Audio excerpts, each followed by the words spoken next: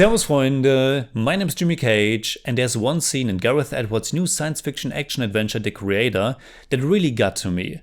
It wasn't about big special effects or anything.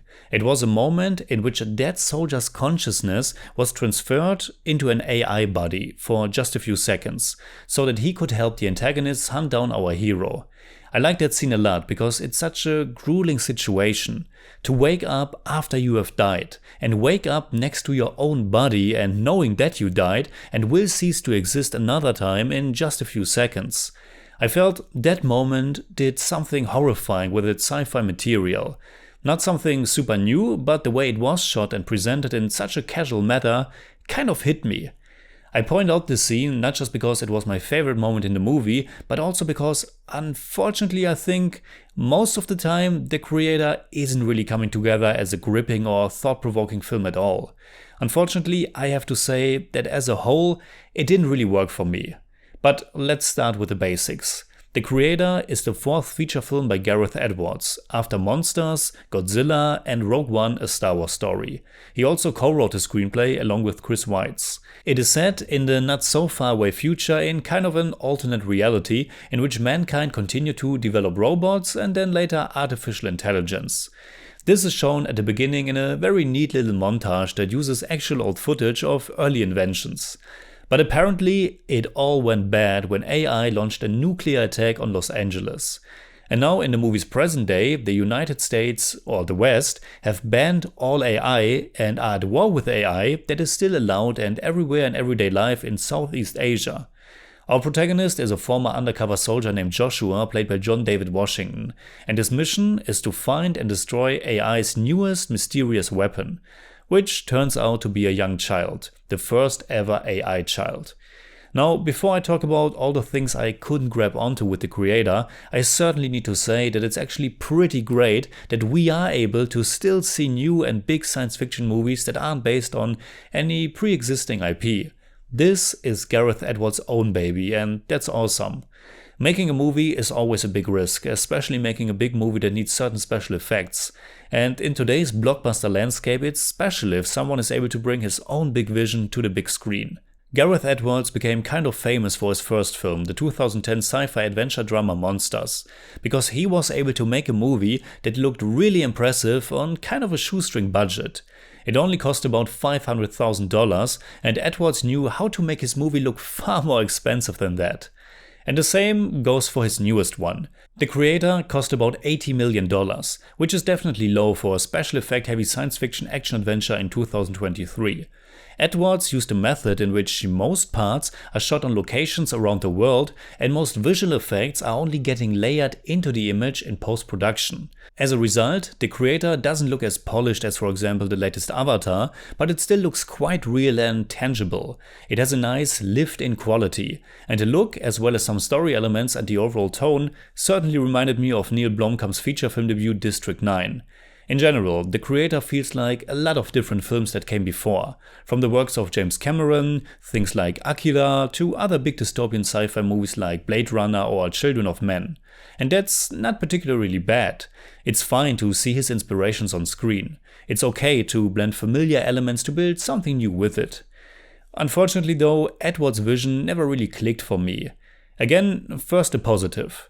The Creator is a film that's very openly critical about American imperialism and the notion to disregard other countries and other people as alien and inferior. With the whole Southeast Asia angle, it's pretty obvious, with the AI being the metaphor for unwanted elements that apparently did harm to the US and therefore need to be eradicated, even if that means bombing and invading other countries. I like a movie that's being direct. But in this case, as the movie progressed, I became more and more bummed out about the fact that Edwards isn't really interested in the whole AI topic further. It's just a metaphor, but not really a subject matter in its own. And this is also where the whole world building and how everything in it is supposed to make sense began to falter. Maybe I'm oversimplifying it a bit too much, but honestly, at this point in the world of the movie, AI is really not much different from human beings, except that they have a hole in their head. But they behave exactly like human beings, apparently feel exactly like human beings, and they also, for the most part, seem to have the exact same capabilities, which for a sci-fi movie and especially for an action movie seems a bit odd and wasted. What I want to say is this. An AI in the creator is just as bad with a rifle as a human being, so don't expect them to hit our hero. They are basically just ordinary men and women, some of them look like robots and some, like I said, have a human face with a hole in their head. For an AI movie in 2023, many elements felt really undercooked, oversimplified or brushed over. Overall, the movie is going for kind of a low-tech and old-school approach in which mankind has this big space station hovering over the planet, capable of launching missile attacks wherever they want, but most of the time it still comes down to shooting each other with basic machine guns. This alternate reality, old-school vibe is of course very intentional. For example, the military is also using walkie-talkies, and there are also some old telephones in some scenes. The mixture of low-tech and high-tech was a bit weird, and most of the military stuff, most of the action felt off and unplausible. How outdated forms of fighting are somehow still tried first, even though at the same time the movie presents us with these weapons that are far more powerful and efficient. One time we see this enormous, almost as tall as a building tank vehicle, but then it's overcome by one single little detonator. Another time, we get this actually really neat looking suicide robot that's just running into the action. And I was wondering if this is really more effective than just shooting another big missile. There are also a lot of moments where people in action scenes are behaving pretty stupidly, or where it's edited in a way that should make you forget that it's rather strange that no one saw a certain element or person coming. People only realize there's a giant tank behind them once it destroys something that's right next to them. Normally, I don't mind stuff like that too much and enjoy it for the creativity or fun put into it. But the creator is also very serious and dark in tone. So much so that a very few jokes feel very out of place. I certainly like me some dark and heavy science fiction adventures or dramas, but they have to back it up thematically or should be presented in a really gripping way. I'm not saying that the creator is poorly made, certainly not, but the whole mission about the child somehow lacks momentum, is a bit all over the place, and the movie is trying so hard to make you feel the emotions that at least for me, it totally backfired. Madeline Yuna Voiles, who plays the little AI, is certainly cute, but the character stuff and storytelling were just missing something or felt clunky or too predictable. I don't know, it just didn't fully click. There's a lot of crying in the film, and yet I almost felt nothing. The antagonists are also lacking, the side characters are unmemorable, and even John David Washington, who I think is a very charismatic and capable actor, remained rather bland. And I think again it was that the world building and the character arcs didn't feel all that believable.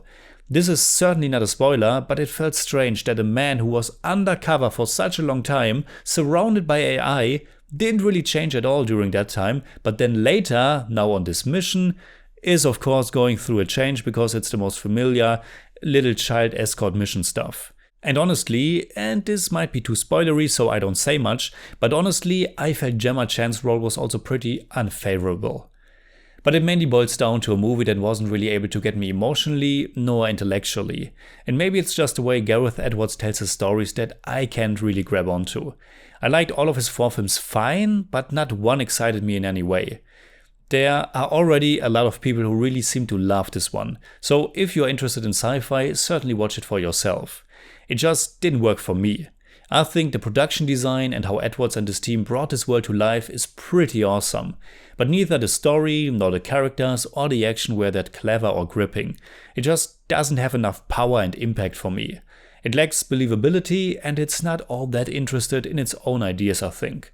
So in German I'd say, Gareth Edwards schüttelt einen größtenteils eindrucksvoll anzuschauenden Sci-Fi-Film aus dem Ärmel, der mich aber leider emotional fast gänzlich kalt gelassen hat, der bei der Glaubwürdigkeit seiner Welt und auch Actionszenen oft kränkelt und am AI-Thema eigentlich gar nicht wirklich interessiert ist. I give the creator 6 out of 10. It's more like 5.9, but I don't do that.